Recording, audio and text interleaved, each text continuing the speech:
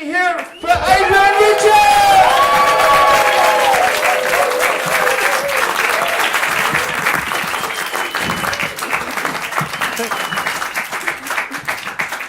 Thanks for just telling everyone how nervous I was. And it's true, like my fingers are actually tingling. I've got more pins and needles in the produce section at Coles. So, one way to deal with it is I've got a picture you all in your underwear. Fuck, I'm hard. Is that Victoria's Secret? Oh, not you, ma'am. The gentleman to your right. Yes. So I don't trust the media.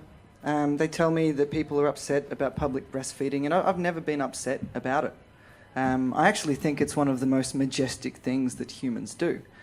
But that in itself is a problem. And maybe I'm just getting clucky, but I'll see a woman breastfeeding, and I'll just be like, oh, like I want one. Not breasts.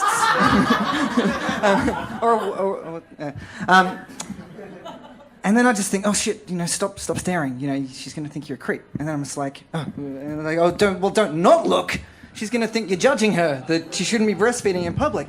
And so as I'm getting closer and closer to her, I'm getting just more and more anxious. And if you can't tell, I'm a little bit of a nervous guy anyway.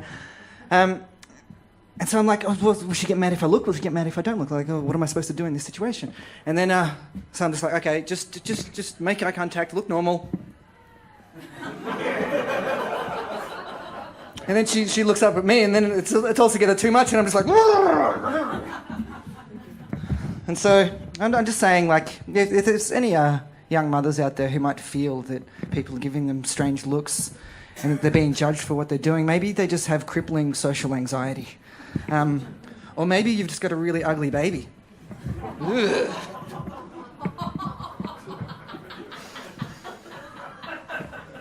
So, a private thought of mine is I've always struggled in the world, and I've thought that maybe I'm just a little bit retarded. But then one of my friends calls me a retard, and that makes me feel good. Because no one would actually call a retard a retard. Huh. Unless my friends are retarded. And I can't tell. Because I'm retarded. Thankfully, my girlfriend's a dream. She handles me. And I'll come home and I'm just like I'm in a tizzy. Like, it's been a bad day. And she's like, oh, breastfeeding woman? I'm like, yeah. And she's like, oh, come on. Let's go to the bedroom. I'll sort you out. And I'm like, no, this is serious. Like, why am I like this? And she's just like, she'll hear me out and I'll rant on for a bit and somehow get onto Israel. And then she'll take me to the bedroom and she will sort me out. And she's right every time. As mad as I get.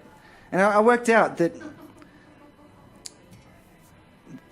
the amount someone needs to get laid is directly proportional to how offended they get by that statement.